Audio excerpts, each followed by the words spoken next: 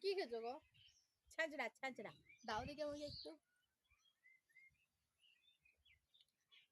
কি সুন্দর হয়েছে পুরো বানালা।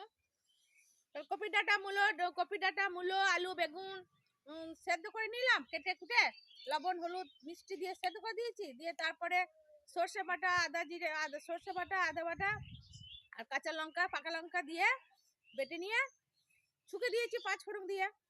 হয়ে গেল তৈরি আমার ছাঁচড়া।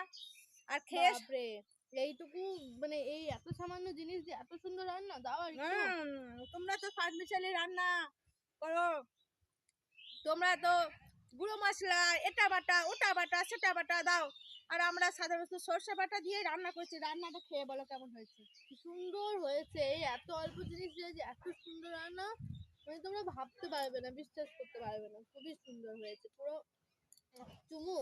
ফাটাফাটি। আর একটু দাও, তোমরা যদি কেউ রান্না করতে যাও এরকম যা যা বললো তাই তাই করে রান্নাটা করে নিও, ঠিক আছে? টাটা। খুব টেস্ট।